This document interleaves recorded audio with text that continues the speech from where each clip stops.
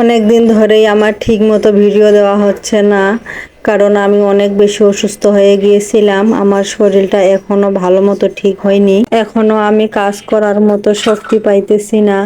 তারপরেও নিজে নিজেই সব কাজ নিজে করার চেষ্টা করতেছি। আমি অসুস্থ হওয়ার কারণে আমার শাশুড়িও দেশ থেকে এসেছিল আমার কাছে কয়েকদিন থাকার জন্য, যাতে আমার সব কাজে হেল্প করতে পারে।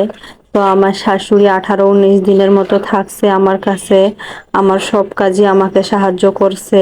সাহায্য না, আমাকে কোনো কাজই করতে দেয় নাই, সব কাজই আমার শাশুড়ি করছে।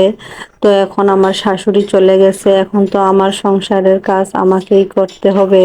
আর এমনিতেও আমাকে কিন্তু একদম শুয়ে বসে থাকতে মন চায় না। শুয়ে বসে থেকে থেকে আমাকে মনে হইতেছিল যে আমি আরো বেশি অসুস্থ হয়ে যাইতেছিলাম, কারণ কাজ কাম করলেই শরীর ফিট থাকে। এতে করে যদি একটু অসুস্থ হই তাও সেটা কিছু মনে হয় না। এই কয়দিন আমার শাশুড়ি বাসায় থেকে বাসাটা পুরাটাই ভরপুর ছিল। এখন মনে করেন দেশে চলে যাওয়ার পর এত বেশি খারাপ লাগতেছে, মনে হইতেছে বাসায় কি জানি নাই। পুরা বাসা খালি খালি লাগতেছে, কোনো কিছুই ভালো লাগতেছে না, কোনো কাজেও মন বসতেছে না। অনেক দূরে থাকার কারণে আমার বাসায় তেমন দেশ থেকে কোনো মেহমান আসে না, আসলেও অনেক দিন পর আসে। আর এসে 1 সপ্তাহ 2 সপ্তাহ থেকেই চলে যায়। আর যখন চলে যায় তখন আমার এত বেশি খারাপ লাগে, কি আর বলবো। আমার তো ঘরে একদমই থাকতে মন চায় না, পুরা বাসা আমার খালি করে দিয়ে চলে যায়।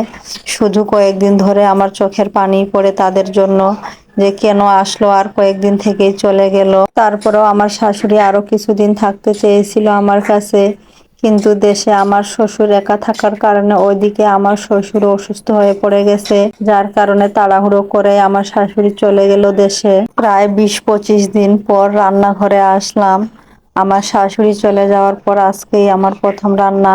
এই কয়েকদিন ধরে আমি রান্না করিনি। আজকে আমি রান্না করতেছি ঢেঁড়স ভাজি আর সিলভার কাপ মাছ দিয়ে অনেক আইটেমের সবজি, একটু ঝোল ঝোল টাইপের। হসপিটালে থাকাকালীন আমাকে ভাত খাইতে দেয়নি, আমাকে শুধু তরল জাতীয় খাবার খাইয়ে রাখছিল, যেমন ডাবের পানি, স্যুপ, জাউ ভাত। আমাকে ভাত আর তরকারি মোটেও খাইতে দেয়নি।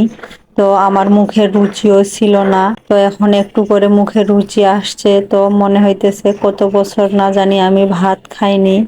তো আজকে সুন্দর মতো তরকারিটা বেশি করে ঝাল দিয়ে রান্না করে ইচ্ছে মতো ভাত খাবো। যেই মানুষ আমার একটা দিন ভাত ছাড়া চলে না, সেই মানুষ আমি কতদিন ভাত না খেয়ে আছি। আমার জন্য যত দামি খাবার আনুক তাতে আমার পোষাবে না, আমার প্রতিদিন ভাত লাগবেই। কারণ ভাত ছাড়া কোনো খাবারই আমার কাছে ভালো লাগে না। আমার ভাত আর তরকারি হলেই চলে যাবে।